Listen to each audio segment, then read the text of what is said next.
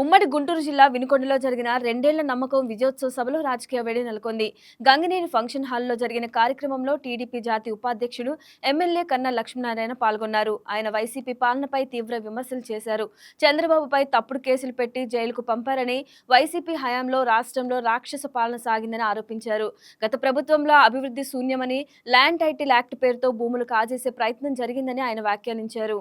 చంద్రబాబు నాయుడు గారు ఆయనకి చీఫ్ విప్గా, ప్రభుత్వ చీఫ్ విప్గా ఇచ్చినటువంటి పరిస్థితి.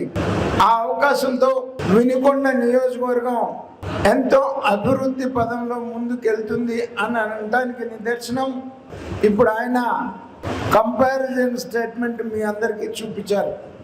అలాగే వేదిక మీద ఉన్నటువంటి ముఖ్య అతిథి పార్లమెంట్ సభ్యులు, పార్లమెంటరీ పార్టీ నాయకులు, మన కృష్ణదేవరాయలు గారు, శాసనసభ్యులు, శాసన మండలి సభ్యులు, పెద్దలు, తెలుగుదేశం పార్టీ కుటుంబ సభ్యులందరికీ కూడా నా హృదయపూర్వక నమస్కారం. నాకన్నా ముందు మాట్లాడినటువంటి పెద్దలందరూ కూడా, మరీ ముఖ్యంగా మీ శాసనసభ్యులు ఆంజనేయులు గారు, జగన్మోహన్ రెడ్డి మనస్తత్వం చాలామంది చెప్పారు. ఒక్కటే ఎగ్జాంపుల్ చెప్తాను మీకు.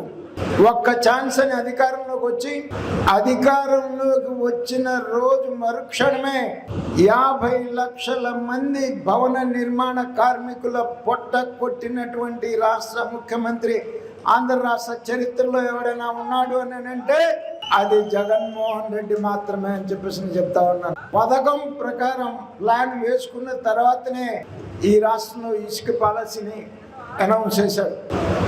మద్యం పాలసీ మరి నడుస్తూనే ఉంది. మద్యం పాలసీ నడుస్తున్నప్పుడు ఇసుక పాలసీని ఎందుకు ఆపావు? నువ్వు కొత్త పాలసీ అనౌన్స్ చేసే వరకు కూడా పాత పాలసీని అనుసరించవచ్చు కదా.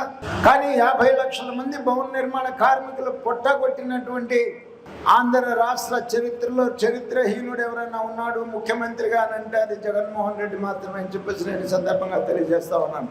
అలాగే ఇవాళ వెన్నుపోటు గురించి మాట్లాడుతూ ఉన్నాడు, మోసం గురించి మాట్లాడుతూ ఉన్నాడు.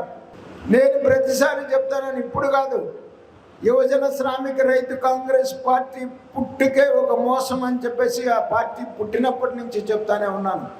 అలాగే అప్పటి నుంచి కూడా మోసపూరితమైనటువంటి మాటలు, అరాచకం, రాక్షస పాలన తప్ప, బూతులు తప్ప నువ్వు ప్రజలకి నేర్పింది ఏంటి, చేసింది ఏంటి అని చెప్పేసి నేను అడుగుతూ ఉన్నాను. ఇవాళ మన జీవి ఆంజనేయులు గారు ఈ 2 సంవత్సరాల్లో ఆయన వినుకొండ నియోజకవర్గానికి చేసినటువంటి అభివృద్ధి కంపారిటివ్ స్టేట్మెంట్స్తో సహా ప్రజలకు చూపించారు. ఆ దమ్ము వైసీపీ నాయకులకు ఉందా అని చెప్పేసి నేను అడుగుతా ఉన్నా. ఇవాళ శవ రాజకీయాలు చేస్తూ ఆయనకు మొదటి నుంచి అలవాటు శవ రాజకీయాలు చేయటం. అది పోలా. 5 సంవత్సరాల పాలన తర్వాత కూడా ప్రజలు బుద్ధి చెప్పిన తర్వాత కూడా బుద్ధి రాలా. ఇంకా ఇందాక మా బ్రహ్మారెడ్డి చెప్పాడు, మేము అధికారంలోకి వస్తే గంగమ్మ తల్లికి పొట్టేళ్ళు బలిచ్చినట్టు బలిస్తామని చెప్పేసి. నేను ఒక్కటే అడుగుతున్నా వైసీపీ నాయకులకి, అభివృద్ధి చేసేటువంటి ప్రభుత్వం కావాలా, హత్యలు చేసేటువంటి ప్రభుత్వం కావాలా? ఒక్కసారి ఆలోచించుకొని రేపు స్థానిక సంస్థల ఎన్నికల్లో ఏ రకంగా అయితే 2024లో జగన్మోహన్ రెడ్డికి బుద్ధి చెప్పారో అంతకన్నా గట్టిగా బుద్ధి చెప్పాలని చెప్పేసి నేను ఈ వేదిక ద్వారా వారిని కోరుతూ నాకు ఈ అవకాశం ఇచ్చినటువంటి జీవి ఆంజనేయులు గారికి ధన్యవాదాలు తెలియజేస్తూ సెలవు తీసుకుంటున్నాను.